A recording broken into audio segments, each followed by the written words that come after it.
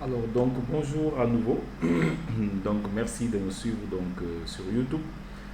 Je vais continuer, n'est-ce pas, donc, mes cours sur la logistique. Alors, j'ai fait une première vidéo où j'ai essayé de parler de logistique, n'est-ce pas, de faire un peu de descriptif, n'est-ce pas, un peu de définition. Aujourd'hui, donc, je vais aborder donc d'autres points concernant donc toujours le concept de logistique. Alors, je vais voir avec vous l'importance donc de la logistique, n'est-ce pas, dans l'entreprise. Donc, la logistique en tant que fonction, comment elle est au sein donc de l'entreprise. Hein. Donc, on va y aller. Alors, on y va. La fonction logistique donc dans l'entreprise. Alors, la logistique dans l'entreprise, donc, c'est une fonction qui est stratégique, évidemment, si elle est fonctionnelle. Hein. Donc, si elle est fonctionnelle, donc c'est une fonction qui est stratégique. Elle est fonctionnelle parce que elle occupe donc une place dans l'organigramme donc de l'entreprise. Donc, c'est une direction fonctionnelle à part entière. Vous voyez. Alors, pourquoi maintenant est-elle une fonction stratégique? Parce que simplement, elle est transversale. La logistique occupe une place importante dans l'organisation de l'entreprise. En effet, elle est transversale dans la mesure où elle assure une coordination intra- et interorganisationnelle. Donc, en interne, la logistique assure donc une certaine organisation, une certaine coordination, parce que impérativement, lorsqu'il y a des décisions à prendre en matière de logistique, il faudrait quand même que certaines fonctions au sein de l'entreprise, donc, n'est-ce pas, s'impliquent. La direction financière, la direction peut-être, comment on l'appelle, des ventes, ou bien donc la direction des achats, s'il y en a. La direction commerciale, hein, voilà, autrement dit, la direction commerciale. La direction, n'est-ce pas, financière. Donc, peut-être donc la production, n'est-ce pas, la direction technique. Donc, évidemment, tout ça maintenant, n'est-ce pas, est fait sous la coupole, n'est-ce pas, donc, de la direction générale. Elle est intra-organisationnelle parce qu'elle assure une coordination entre les autres fonctions de l'entreprise, mais aussi elle assure une coordination interorganisationnelle, c'est-à-dire entre l'entreprise et ses prestataires, n'est-ce pas? Elle est fonctionnelle et opérationnelle. Elle est fonctionnelle parce qu'elle occupe une place au sein de l'organigramme de l'entreprise. Aujourd'hui, les entreprises ont compris l'importance de la logistique dans le fonctionnement de l'entreprise, quitte, n'est-ce pas, à en faire donc une direction à part entière. Donc, elle est fonctionnelle, elle est opérationnelle. Pour jouer pleinement son rôle, elle a besoin donc d'être forte et reconnue. Alors, pour qu'elle soit forte et reconnue, il faut simplement en faire une direction fonctionnelle ou bien un département à part entière. N'est-ce pas? La mise en place d'une fonction logistique permet à l'entreprise de bénéficier de plusieurs avantages. Une meilleure représentativité de l'entreprise vis-à-vis de ses prestataires. Une bonne gestion des flux nationaux et internationaux. Une maîtrise parfaite de tous les maillons de la chaîne. La réduction donc des coûts, parce que ça même c'est le rôle donc du logisticien. Donc c'est un tueur donc de coûts, il doit essayer donc de faire de bonnes négociations. Et évidemment une satisfaction donc de la clientèle. Une augmentation, n'est-ce pas, donc du chiffre d'affaires. Une augmentation, n'est-ce pas, donc du bénéfice. Alors, on va voir maintenant un nouveau point. La logistique et la circulation de l'information.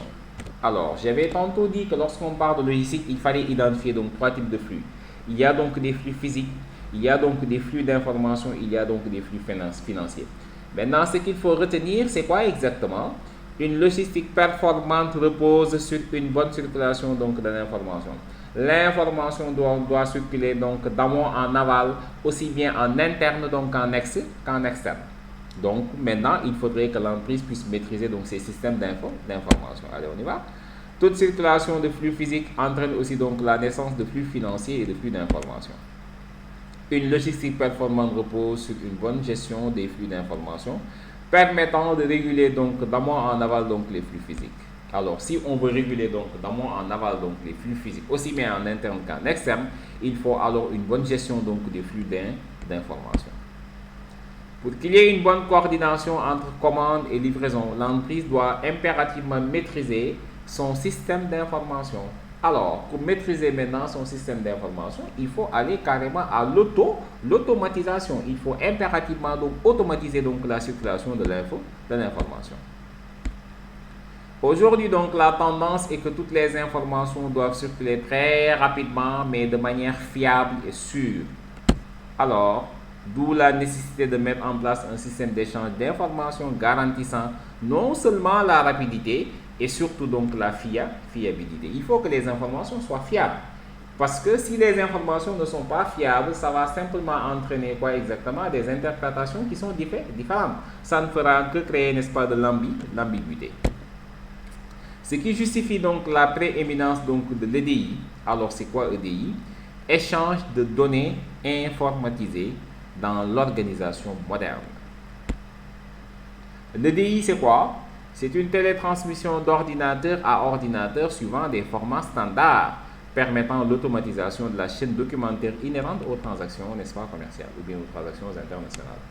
Donc, vous suivez, il faut impérativement donc que l'on songe donc à automatiser donc, n'est-ce pas, la chaîne documentaire qui est inhérente donc aux transactions, par exemple commerciales. Donc, il faut impérativement donc mettre en place donc des logiciels, donc des applications informatiques. Donc, juste pour résumer, il faut impérativement donc automatiser, n'est-ce pas, donc la chaîne documentaire. Il faut automatiser, n'est-ce pas, donc la circulation de l'information.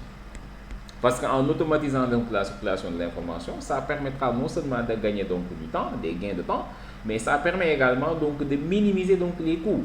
Parce qu'on n'aura plus donc à photocopier, n'est-ce pas, donc, ou bien on n'aura plus à imprimer. On va économiser par exemple sur les cartouches d'encre. Parce que, en tout cas, souvent c'est des dépenses qui sont budgétivores, hein, n'est-ce pas? Alors, toujours ainsi, facture, commande, accusé de réception, document de transport, bon de livraison circulent sans aucun support papier. Alors, avec l'automatisation, n'est-ce pas, de la chaîne documentaire, donc nous sommes carrément dans le zéro papier. Les avantages de l'EDI sont la fiabilité des informations échangées, la rapidité, évidemment donc la réduction donc des coûts, des gains de temps considérables entre la commande et la livraison. Une meilleure gestion donc de la relation client, évidemment. Aujourd'hui donc les clients, les gens ne parlent même plus de clients mais plutôt de relation. Parce qu'un client, quand même, il faut en faire donc une relation. Il faut donc faire comment on l'appelle donc comment on l'appelle, il faut même, n'est-ce pas, faire donc du marketing relationnel, hein? Donc les clients, donc on a fait une relation. On va voir maintenant donc le dernier point de cette vidéo d'aujourd'hui, les orientations logistiques donc des entreprises industrielles, n'est-ce pas, et peut-être commerciales. Alors, les orientations obéissent donc à 4 tendances que sont la délocalisation, l'externalisation, la centralisation et le juste à temps. Alors, on va les voir donc une à une. La délocalisation de la production. La délocalisation, c'est quoi exactement? C'est simplement le fait donc d'arrêter la production nationale et de s'implanter carrément donc à l'étranger, n'est-ce pas? Alors, de quoi s'agit-il? La délocalisation des activités de production est une stratégie de rentabilité des entreprises dans un environnement mondial en perpétuelle mutation. Aussi, cette recherche de l'efficience par la réduction du coût de la main-d'œuvre s'est-elle imposée comme principal leitmotiv de la nouvelle gouvernance d'entreprise et de l'intelligence économique. Malgré une multitude d'interprétations, que ce soit sur sa définition ou sur son impact sur les entreprises des pays riches ou sur les PME des pays en développement, une constance donc se dégage. Et c'est quoi?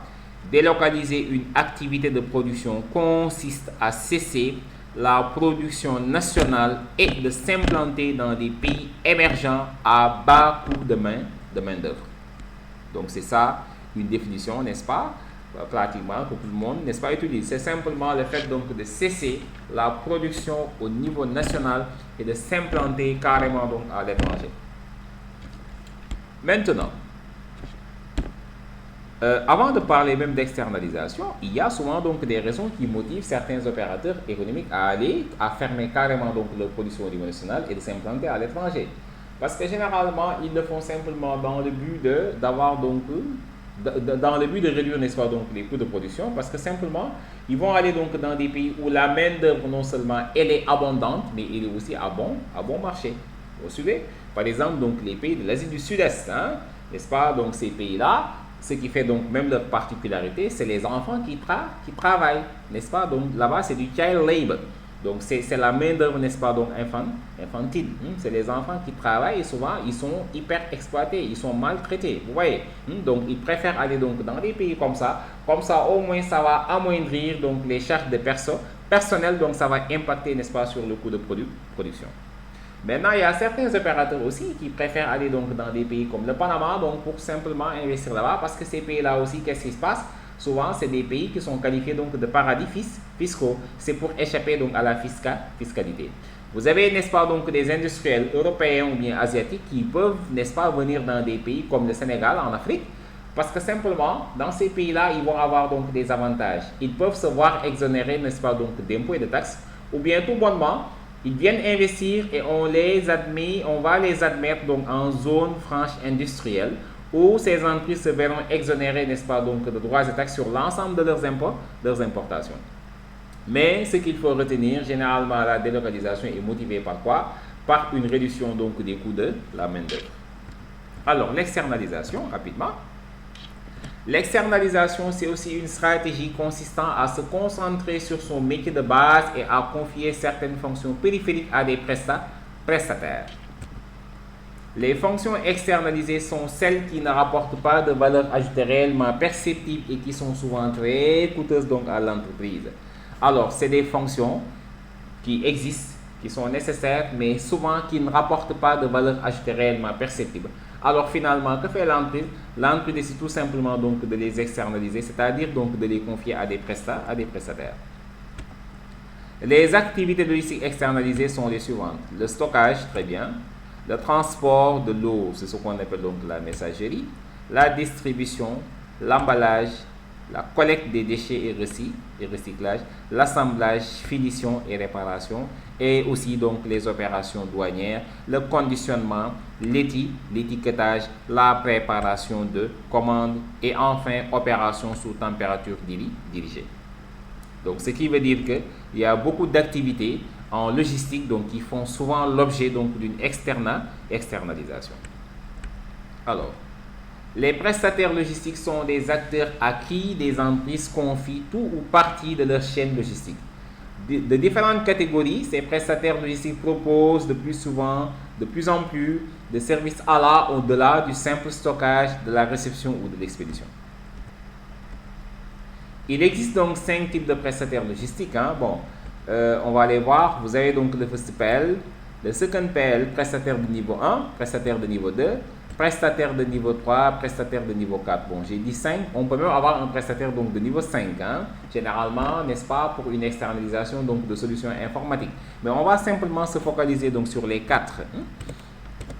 Alors, le first PL offrent à leurs clients une simple sous-traitance de leur service de transport à un niveau national. Le prestataire logistique peut occuper le rôle de chargeur d'industriel ou de distributeur donc, de marchandises.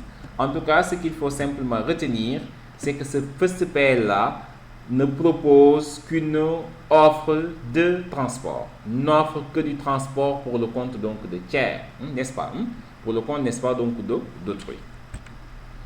Les prestataires de second type offrent des services d'entreposage en plus des services de transport. Donc, eux, qu'est-ce qu'ils font? Ils te font donc du transport et en même temps donc n'est-ce pas, donc de l'entreposage. Ils stockent, n'est-ce pas, donc vos produits. Et si maintenant vous avez une distribution à faire, vous leur envoyez donc les éléments et ils vont assurer donc cette distribution. Ça permettra simplement à l'entreprise de se concentrer, n'est-ce pas, donc sur son activité principale, donc qui est la production. C'est bon? Toujours donc dans l'externalisation, vous avez donc les prestataires de niveau 3 ou bien third party logistics. Alors, qu'est-ce qu'ils font ces gens-là? Très bien, voilà. Né dans les années 80 aux États-Unis, ce prestataire propose aux entreprises une sous-traitance plus complète de leurs activités logistiques. En plus d'offrir des solutions de transport et d'entreposage, ils mettent à disposition de leurs clients des solutions liées au flux d'informations, par exemple la douane. Ils font du transit, ils peuvent faire donc beaucoup d'activités. Ils peuvent faire de la consignation, ils peuvent faire donc de la détention, n'est-ce pas? Une tierce détention. Donc ils peuvent gérer, n'est-ce pas, donc des entrepôts sous douane. Alors ces prestataires-là font plusieurs activités pour le compte, n'est-ce pas, donc de tiers. Comme ces entreprises fournissent plus de services à leurs clients, les contrats sont souvent de longue durée. Généralement, donc c'est des contrats à long terme. Et enfin, donc, les quatre PL, ou faute part logistique ou intégrateur. Ces entreprises sont des sociétés de consulting proposant, n'est-ce pas, donc, des solutions complètes de gestion du processus logistique. Nées suite au développement des nouvelles technologies et de l'information, de la communication, donc les TIC et d'Internet, elles coordonnent et supervisent les différents acteurs de la chaîne logistique. Elles assemblent leurs propres ressources technologiques connaissances à celles d'autres prestataires tels que les SEPL. Alors, ce qu'il faut simplement retenir, c'est que les SEPL sont comme des fautes PL. Hein? C'est comme des prestataires de niveau 3 parce que simplement, les prestataires de niveau 3 et de niveau 4 font à peu près donc la même chose. Mais ce qu'il faut retenir, c'est que le prestataire de niveau 3, le plus souvent, lui, il fait beaucoup de prestations logistiques avec l'utilisation de ses propres moyens. Par contre, donc, le prestataire de niveau 4, il fait, n'est-ce pas, donc, beaucoup de prestations logistiques avec ses propres moyens, mais il n'hésite pas aussi à utiliser donc, les moyens d'autrui. Donc, lui aussi, il fait souvent donc, la sous-traitance. Tout comme les prestataires 3PL, les 4PL ont l'habitude donc de travailler avec des contrats donc à longue durée. Cette option peut permettre aux entreprises non spécialisées en logistique de se concentrer donc sur leur principale activité. Alors, donc c'est cette vidéo que je tenais donc à faire avec vous. Donc c'est notre deuxième vidéo sur la logistique. Donc on va continuer ainsi, n'est-ce pas, pour voir donc d'autres sujets qui touchent, n'est-ce pas, ce domaine de la logistique. Merci de m'avoir suivi et à très bientôt.